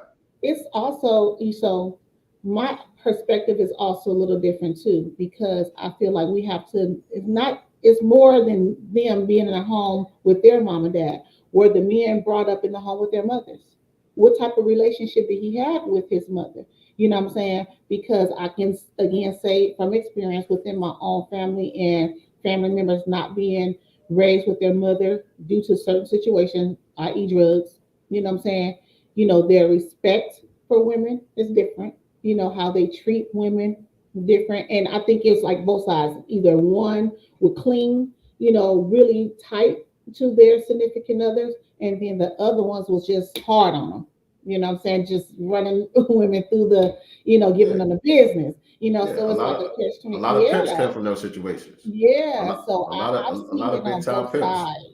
Yeah, I feel like But I've seen what you're saying is important, and that those are the things that I'm telling young people that they need to be looking out for when they get in with somebody in the beginning. This is how you choose your mate.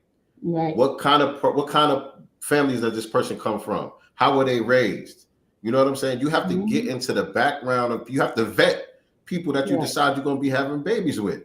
You got to make sure that it makes sense. Both. I'm talking about the males and the females. Yeah. This goes both ways. Yeah. You know what I'm saying? You have to make sure that this person complements who you are and what you bring to the table and what your goals are in life and all that. You have to make sure that you guys are complements of one another before y'all decide to get together and start making babies. Exactly. And even then, with all that, it still may not work between you two, but at least you know where you are when it comes to the children, right? There shouldn't be any, bitterness and, tug of war between the kids, because you are definitely on that same accord when it comes to the children, even if for whatever reason you two fall apart, you know what I'm saying? Or, just grow apart. The kids are going to still be the number one priority. Yeah, because if you've already done that kind of work and things just don't work out for whatever reason, more than likely y'all still going to have enough respect for each other, and you guys both have your priorities in place, meaning the children are paramount to whatever you feelings you got, you know what I'm saying, about one another. And so, your children have a better chance, you know what I'm saying, if you go through that vetting process. Children have a better chance of growing up in a healthy environment with two loving parents, because they need both. In Kanye's situation, like, these children pretty much are being raised by nannies. Let's be clear about that too. It's they're both super busy with whatever it is that they're doing. I 1000% agree with Kanye when it comes to North having a TikTok.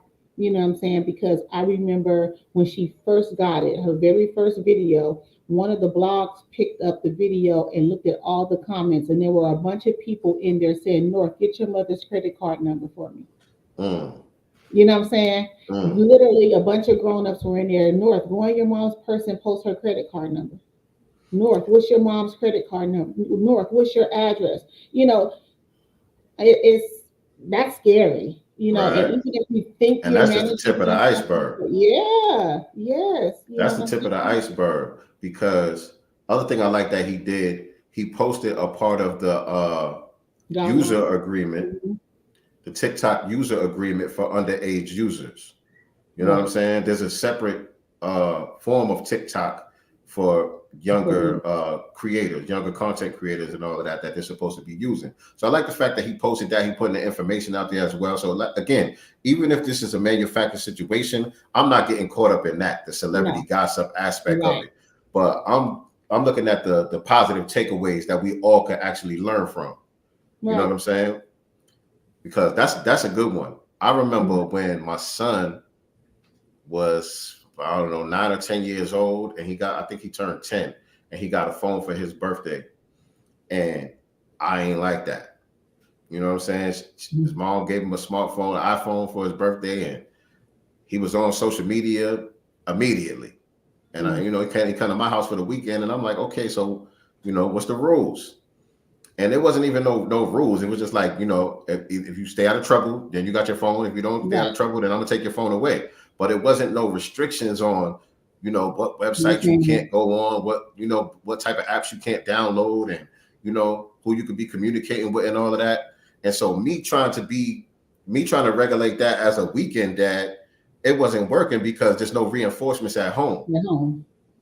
You know what I'm saying?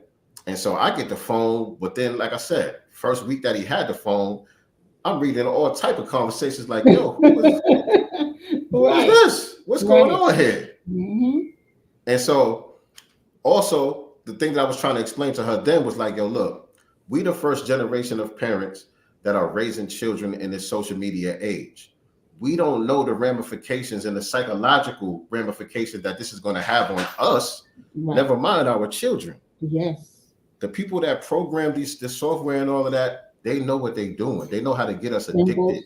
to these devices, how to send you down rabbit holes and all type of shit. You know what I'm saying? So for a child to just have open access to that is very dangerous on many levels.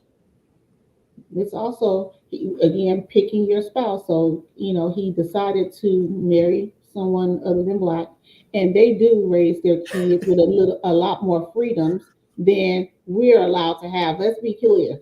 You know what I'm saying? They get to curse at a young age, tell their parents what to do, say no. We got the look, you know what I'm saying, and knew that it was about to be something going down if we, stepped out of line. We got the look. So they are a little bit more free, I guess, with how they, navigate parenting. Like the kids just have too much freedom to me. They get to make decisions. We didn't get to make decisions till we was 18. It was my way or no way. You know what I'm saying? That's how we grew up. Listen, my curiosity is getting the best of me because every week the same person. We got this Manhattan person inside the chat. And it says Sister 19 LOL online. Yeah, whoever wrote that, click this link, man. Click the link that I just put in the chat. Yeah, let's go live. Let's see who you are. Otherwise, I'm gonna have the mods just block you because obviously you like the show, you like the content because you hear faithfully. You hear faithfully. So I just want to know, who's behind this account, and let us know what you think about the show. Just delete it? Oh, you deleted him? Mom says she ain't got time to be playing with folks. We ain't even finna play. Just delete. Nah, but she don't got the tools though. Only viewer one in Jackson got the tools. But yeah, Jackson, viewer one, give them a couple of minutes. If they don't click on the link, just block them, please.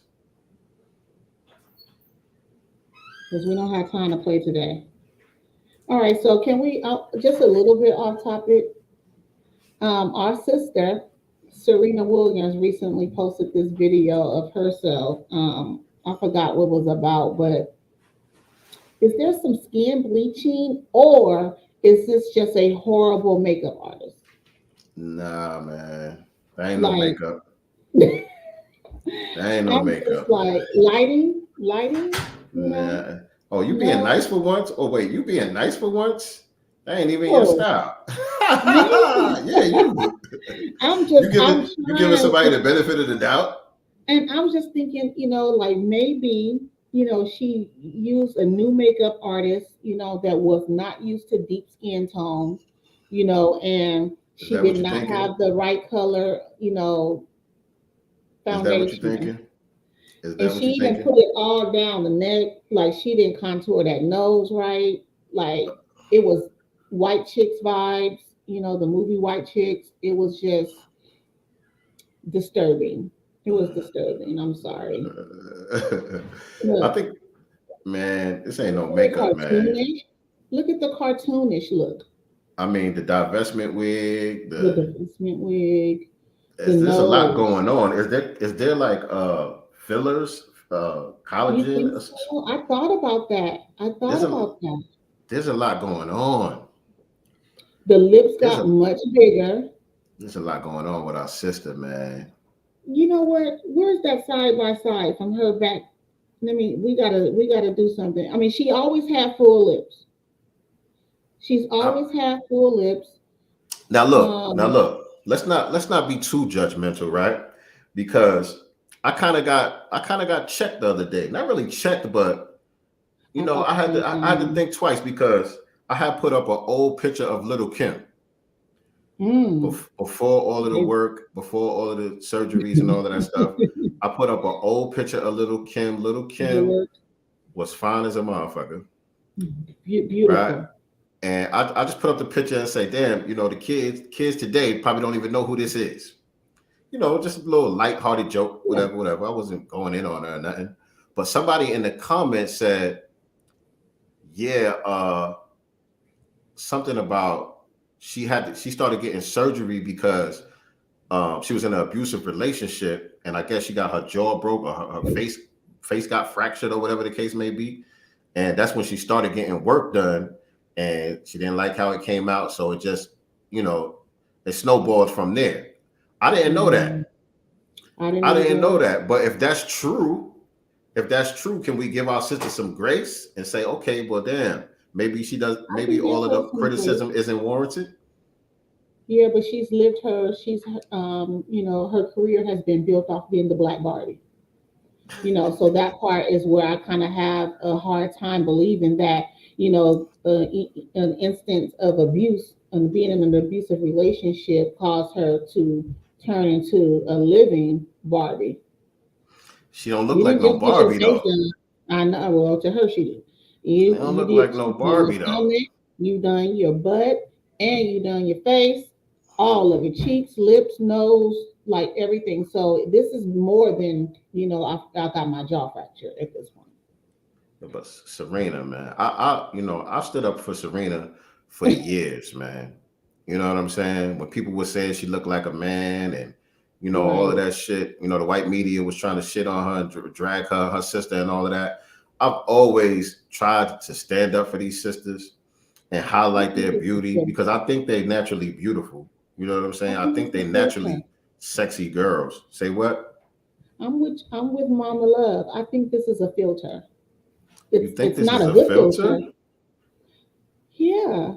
I think because the filters can change, the color of the skin. It's supposed to be smoothing, but it also changed the color. I think that it washed her out almost. It's washing her melanin out. It's a filter. Can she get a better wig though? She should have one. Can she get a better wig? Definitely. Serena, come home. Come back. Come back. Yeah, it's a filter. No, you got you a zaddy and everything, but god damn. Yeah, it just came off very cartoony for me. And this goes for a lot of the sisters out there that's getting work done. Y'all not looking better. No. Y'all not looking better. Mm-hmm. If y'all doing it for us, please stop. We liked you the way that you were. Why? My mother and I were just talking about this the other day. Everyone has the same ass. Like, how is it that the fake ones from the real ones? Because everyone literally has the same shape. They got ant legs, little legs, and then these hips and the booty shape is literally the same. Like everybody's booty looks a lot, exactly the same. Like, I want my own booty. I can't stop for the wig. No, that wig. Yeah, it's just, I don't know. I mean, again, we love Venus and Serena. Both of you. I think it's a filter and also the makeup artist. And let me just tell y'all about makeup. Back in the day, I would say like the 90s when MAC was like the top echelon of makeup, they had one color. NW45, that was the universal color for all Black women, especially deep tone women. So depending on your undertones, some of us have golden undertones, neutral undertones, olive undertones, etc. Your neck is, one color, and then up here, like it was just universal. Now we have definitely come a long way since then. But I think that she had a makeup artist that was not used to doing makeup on deep skin tones. That's my opinion. That's what happened in this video. She got a new makeup artist. Her regular artist was not available for whatever reason. She got a new one. This person was not used to doing deep tones. And then they tried to fix it by using a filter. Was it true that Lil Uzi Vert said he started bleaching his skin? He said he's going to. He actually said that? That's not a rumor? Yep. He said that he's going to start bleaching his skin. Yep. Well, shout out to Lil Uzi Vert. Shout out to Lil Uzi Vert. Is he saying that for attention? Go on with your bad self. I don't know. But again, weird nigga.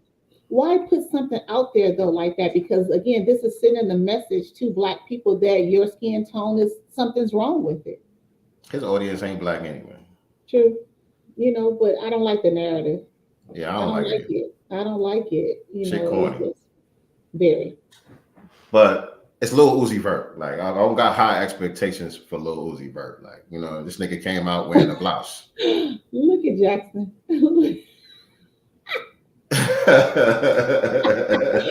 I can't stand you.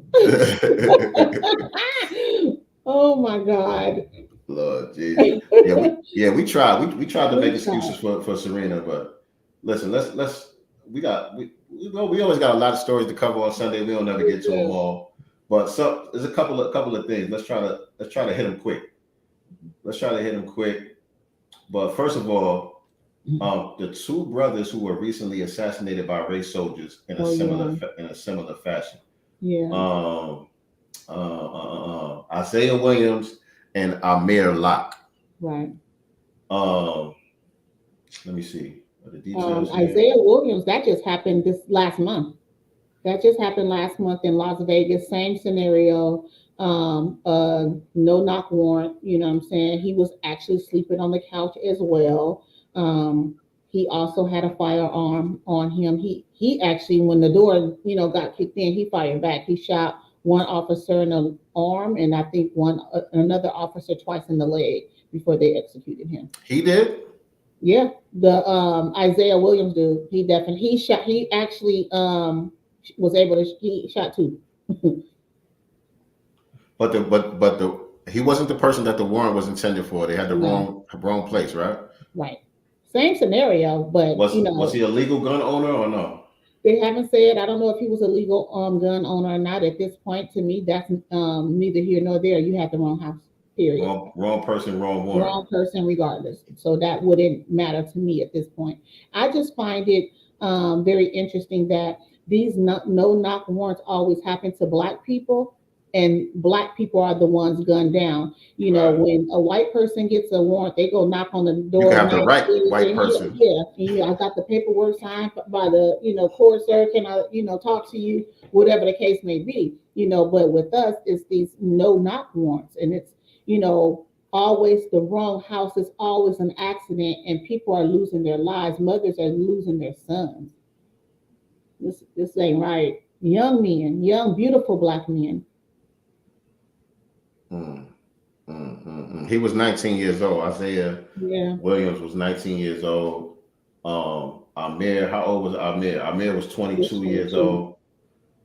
He was asleep on the couch as well. He wasn't the suspect they were looking for, or was he? I'll read Isaiah's if you want. So Isaiah Williams, who was 19 years old, was murdered by Las Vegas Metropolitan Police Department on January 10th, 2022, while they were serving a search warrant on the wrong person. Isaiah was not the suspect they were looking for. The police violently broke into the apartment where Isaiah was staying at while he was asleep on the couch. The police proceeded to throw bangs, it's called, through the window and broke the door down violently. Isaiah was scared out of his sleep. When the police successfully broke the door down, they were immediately met with gunfire. Okay. Isaiah Williams was still lying down on the couch wrapped in a blanket while shooting. Isaiah shot 18 times. Not all shots hit police, while the police shot him 23 times, instantly killing him. The police also shot through the window he was sleeping under. Isaiah shot two police, one in both arms and one in the leg and the other in the arm. While Isaiah was shot 23 times and immediately died, Isaiah was acting in self-defense as he thought he was getting robbed because he was in a bad neighborhood where they would break into homes and rob you. Isaiah was sleeping with his gun just to keep himself safe. Damn. Yep. And mind you, so Vegas, very liberal gun laws, right? Like, open carry out there, and it's the easiest thing. As long as you're a resident, you can get a gun in Vegas. I don't even think that they require thorough background checks like they do here in California. Like, super easy. That's how conservative they are with guns and ownership out there. Very 2A friendly. So. RP to those young brothers, man. Mm-hmm. At this point, you know, I mean, not even at this point, you know, it's been like this for a while now. It's basically, you know, we under whole Gestapo units out here, just you know, pulling up and executing black folks, man. Because like you said, you know, a white person, they could have the right address, the right person. That nigga could be strapped to the T, threaten him, and somehow he still gets taken in alive. Right. You know what I'm saying? And my thing is, a no-knock warrant, you're going at 2, 3 o'clock in the morning, all the lights are out, so you already know this person is asleep. So why are you going in blasting in that? And like, it's weird to me how that works. And also the judge who signed that no-knock warrant, let me just get y'all that. I want to make sure I get it right as well, because, you know, to me, I take it Minnesota, right? Yeah. You know, I'm looking at it like, you know, white supremacy don't like to take no L's. The judge from Chauvin's trial, he signed this no-knock warrant. The judge from the Chauvin trial is the one that signed the no-knock warrant, and this was for Amir? For Amir Locke, yeah. And they just went in there blasting, like, right, in a matter of seconds. Right. And then there was this black woman, I think I posted her on our page, who they did a press conference in reference to that, and she was kind of getting at the mayor, you know, because they elected him, you know, and this warrant was basically signed. So it was another city or something that they're blaming another city, basically. They got it signed, and she's like, well, wait a minute. There was just a shooting with someone being shot by someone in a black SUV that's still at large right here in our city, right? So why would you guys agree to a warrant being signed for another city, you know, and then try to point the finger at them? This is a cover up, and she was basically calling them out. I'm not sure if you want to play that, but I'll send it right now.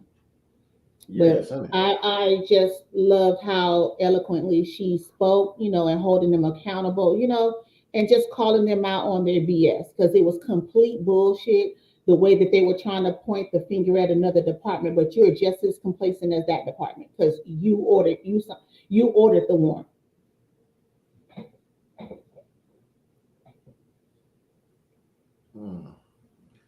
I'm getting it pulled up. Give me one second. But yeah, it's just sad. Meantime, family, hit the like button. Hit the like button, share this out on your social media platforms, and make sure you are subscribed to the channel. Click the notification bell so you could be reminded when we go live with new episodes on Sincere Love the Godcast. And give me 1 second while I pull this video up here. Hold on. And while he's pulling that up, when Sis initially walked up to the podium, you know, to speak, they were almost like about to grab her away. Security.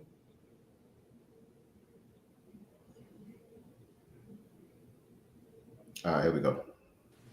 Okay, I'm not a threat. I don't have a gun. Okay, don't treat me like I'm a threat. This is what I would call the anatomy of a cover-up. This is unacceptable. I'm sorry, it is. When I agreed to work with you on the work group, we talked about the importance of transparency and accountability. And here, what we are seeing is business as usual. And you know this, Amelia. You know this, Jacob. I don't know how you guys slept that night. I couldn't sleep at night. Tears from a mother's perspective, thinking about what happened. I saw the picture of Amir. He looks like a boy. My son is 17 years old. He has slept on his friends' couches for sleepovers. So we cannot sit here and whitewash this and pretend that it's okay. You knew that I was not going to stand for police violence and a push for accountability, yet you asked me to be a part of the work group. And I knew what I thought I was signed up for. This isn't what I signed up for. I understand if you're not comfortable having me continue to co-chair, that's your prerogative. I signed up to help bring recommendations because we're tired of being killed. We're tired of the cover-ups. We're tired of the excuses. And to hide behind the St. Paul Police Department, the deadliest police force in the state of Minnesota, is unacceptable. You all had no business agreeing to carry out a warrant, and now you're claiming that's part of their investigation. You don't know. Well, why the hell did you all sign up to do this in the first place. There was a homicide that happened at 1-something in the morning on Hennepin Avenue. Someone was killed, and then the person drove away in a black SUV. They're still at large in Minneapolis, potentially a threat to residents. But you all go do something for St. Paul police, and now you're trying to hide behind that decision. It's not acceptable. We are ready for change. When the people voted to re-elect you, Jacob, they not only showed that they wanted to see a new leader, right? Not saying you're not the person who got reelected, you got reelected. But what they were expecting is a new beginning. That's why they gave you more power and authority. So that is what we want to see as the residents of. Okay, I ain't gonna let the whole thing play, but y'all get the point, y'all get the gist of what she is saying and kind of what happened over there. That's my first time seeing that. And so initial reaction, I ain't gonna hold you. I'm looking at it a little bit funny. Just my antennas, just a little, my spidey senses, just a little bit. I heard that too. I think she was maybe talking too fast. Maybe, I don't know, nervous. I don't know. I'm just looking at the white people. You know what I'm saying? Yeah. They kind of just letting this go down. You know what I'm saying? So is this another person? And maybe not. You know what I'm saying? But is this another person that's being sent out there with the outrage? You know what I'm saying? That we can start championing and saying, "Oh, that's a real one right there." You know what I'm saying? Shout out to this sister. And then the next thing you know, she's running for some type of office, and it's all lives matter and LGBT, and you know what I'm saying? We gotta look out. We gotta look out for stuff like that. I'm not saying that this is the case. This is my first time seeing that. I have no idea who she is. You know what I'm saying? This whole story is new to me. But that clip, I just watched it with y'all. That's my first time watching it. And so we just got to watch out for stuff like that and be careful because we seen that with the brother down there in Louisiana.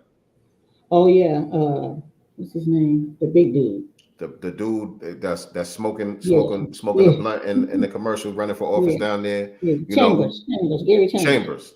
When we first started seeing him, it was in situations like this. He going in on the mayor. He going in on the councilman. He's speaking black. You know what I'm saying? And grassroots kind of got behind him, and then now he started running for office. He don't even say black no more. It's all lives matter. It's people of color and all of this shit. Yeah, it's all lives matter at this point. Yeah. Shout out to DJ RP Beats in the digital building. What's going on, King? Yeah, it's crazy. But at the end of the day, I heard her. I mean, even if she's running for office, I saw her and can hear her getting choked up. As a mother and father lost their son senselessly again. You know what I'm saying? We just went through Breonna Taylor. You know what I'm saying? So why was this allowed again? And from my understanding, they were allegedly stopping no knock warrants in that area. So how it happened, is another, situation in itself. I thought we were done with this. You guys said that this wasn't going to be something that you would be conducting. So how did this happen again? And then to tell a mother after you've killed her son, oops, we have the wrong house. What? Man, all I can say is black people, man, you have a right. You have a God-given right to defend yourselves. And it is your duty to protect your children and avenge your children as well. You know what I'm saying? Absolutely. And I just think about that's just my take. Someone brought it up today, and I thought about it too. Post-traumatic slave syndrome is a thing. Even seeing these murders, state-sanctioned murders on social media the way that we are, that is another form of PTSD to trauma. Me. There's a lot of trauma in our community, not just from the older, people that are seeing it, but our babies who have these devices as well. Up watching this run across it. Yeah, and so we need repair. Yeah, absolutely. We need reparations now, because our community has suffered enough. It's 2022 and we're still being murdered with impunity, and the only thing we get is we didn't know and I'm sorry. And we're supposed to say, okay, and no. Facts. No, Facts. we need policy. We need, protection, That's a good way to end the show. I ain't really want to end it on a down note, but that point that you just made about us needing repair, us needing reparations, and all of that. You know what I'm saying? We got to keep reminding the family that that's the number one issue out here right now for us is reparations. And so we are going to end it on that note, family. We about to bring this one to a close, but since we are talking about that, let me pull up the video. What's the sister's name that was on that Young Turk show? Ooh. Damn, what's going on? 1 second. 1 second. Okay. Here we go. And this is the last video I'm gonna play tonight, family. I ain't even gonna play the whole thing. Let me fast forward a little bit. Her name is Tara Perry. Oh yeah, I'm sorry. I told you I'll be having little brain farts. Hold on, I'm fast forwarding it a little bit.